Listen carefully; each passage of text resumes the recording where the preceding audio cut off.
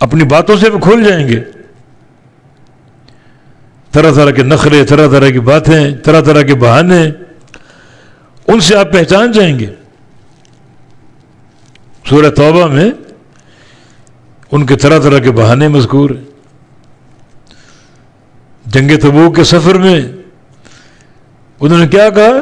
لا تنفروا فی الحر، بڑا گرم موسم ہے، گرمی میں مت جاؤ، اپنے اس سفر کو ملتوی کر دو، آگے کر دو۔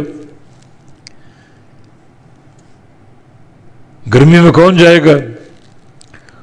اور مدینہ کے پھل پک چکے تھے، کٹائی کا وقت تھا، سائے لمبے ہو چکے تھے، یہ چھوڑ کر اس گرمی کی شدت میں کون جائے گا؟ مشکل سفر، بہانہ ان کا۔ اللہ نے جواب دیا قل نار جہنم اشد حرا، ان سے کہہ دو کہ جہنم کی آگ اس سے زیادہ گرم ہے، اگر یہ برداشت نہیں کر سکتے تو وہ آگ کیسے برداشت کرو گے؟ ایک اور عجیب بہانہ سورۃ توبہ میں، تبوک میں روانگی سے قبل کچھ منافقین آئے،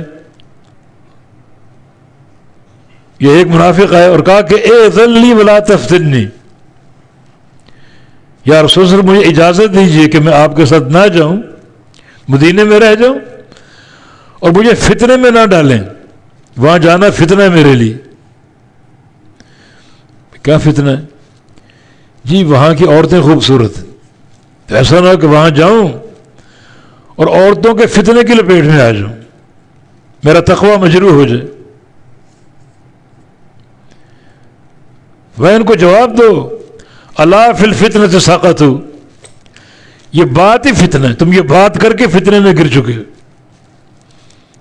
عورتیں کہیں خوبصورت ہیں، اس کا علاج تقویٰ، اللہ تعالیٰ کی خشیت، اللہ تعالیٰ کا خوف، اور تم ایک اندیشے کے تحت جہاد سے باغی ہو رہے ہو۔ تو یہ باتیں ان کی، ان باتوں سے بالکل اندازہ ہوگا کہ یہ منافق ہے۔ تو وَلَتَعْرِفَنَّهُمْ فِي لَحْنِ الْقَوْلِ، اور ان کی باتوں کے انداز میں آپ ان کو پہچان جائیں گے۔ وَاللَّهُ يَعْلَمُ أَعْمَالَكُمْ، اور اللہ جانتا ہے تمہارے اعمال کو، خواہ مومن ہو یا منافق یا کافر ہو۔ کافر کے اعمال کو جانتا ہے، منافق کے اعمال کو جانتا ہے، مومن کے اعمال کو جانتا ہے۔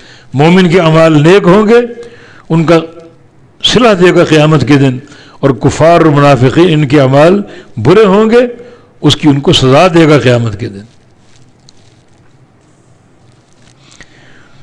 اور اب اللہ تعالیٰ اہل ایمان سے مخاطب باتیں ہوئیں، تو یہ نہ سمجھو کہ تم بس کامیاب ہی ہو اسلام قبول کر کے، نہیں، سنو تم بھی وَلَنَبْلُوَنَّكُمْ حَتَّى نَعْلَمَ الْمُجَاهِدِينَ مِنْكُمْ وَالصَّابِرِينَ، اور ہم تمہیں بھی آزماتے رہیں گے، جانچتے رہیں گے، پرکھتے رہیں گے اس وقت تک کہ ہم جان لیں سچے مجاہدین کو اور صبر کرنے والوں کو۔